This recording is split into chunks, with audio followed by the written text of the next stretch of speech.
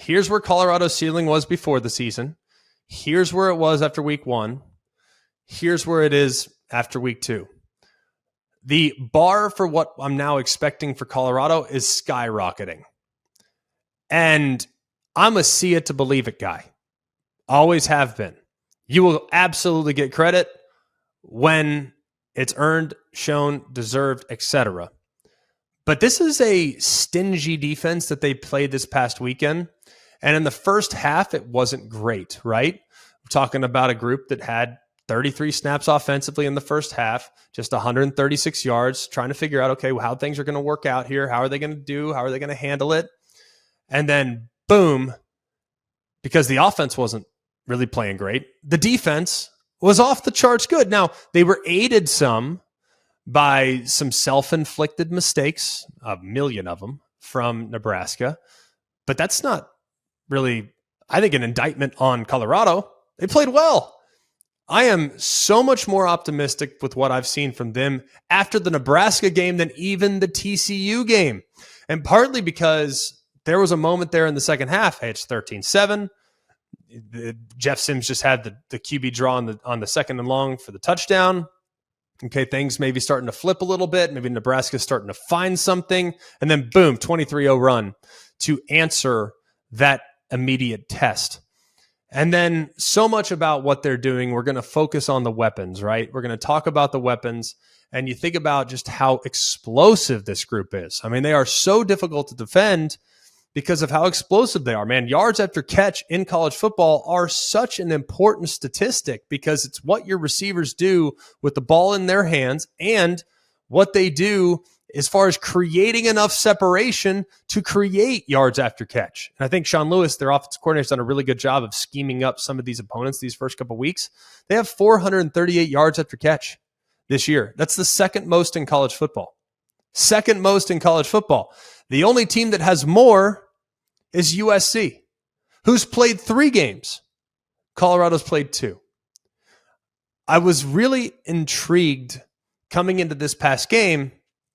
How would the offensive line fare? Because I watched the TCU game, and I saw TCU employ a 3-man pass rush with not great defensive line personnel. I watched Nebraska against Minnesota, and I looked at, hey, that's a big, strong outfit defensively. They're strong, they're physical, they can probably push the pocket, and I did think coming into the game that they could possibly apply some pressure. They couldn't. Well, they did, but it didn't matter because when you think about how Shedeur Sanders played, and Shedeur Sanders, they've given up 11 sacks so far. So the offensive line still collectively a little bit of a work in progress. But guess what? Everybody's a work in progress along the offensive line. I talked earlier in the show about Alabama. That's strength of their team is their offensive line. They've given up a bunch of sacks, a bunch of pressures. Give up 5 against Texas just this past week. So yeah, they've given up 11 sacks this year. That's the second most in college football among Power 5 quarterbacks. But Shedeur Sanders has been so good when facing pressure. He has 24 completions when being pressured this season.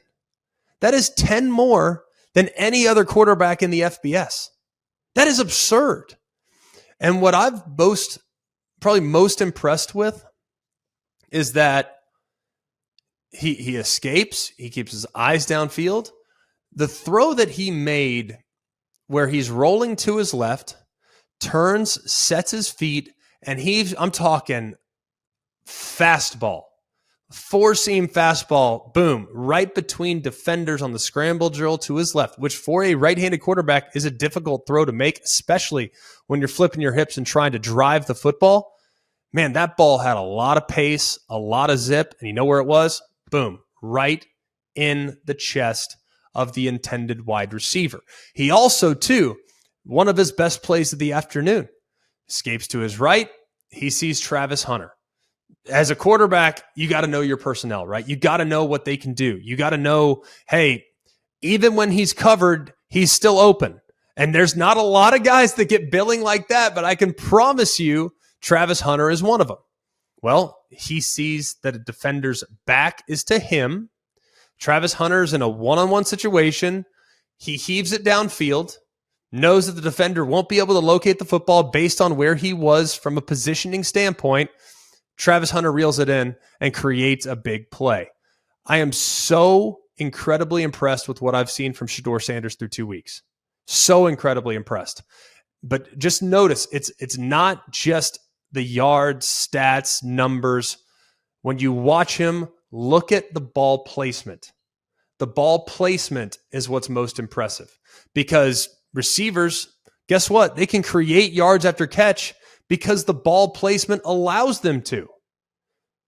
He's putting it right where it needs to be, and it's not like he's with great pocket integrity either. He's having to do some things on his own and improvise. What I expected from him, he is 100 times better. So much respect for Colorado. Obviously, they'll probably get through this game this week against Colorado State, and then that'll set up an incredible 2-game stretch against both Oregon and against USC. Colorado is just so impressive. One of the best stories I've ever covered here in the sport. Credit to Dion, credit to the Buffs, credit to the fan base, which, by the way, was so engaged in the game this past weekend. It was really awesome to watch that, and I think it will continue.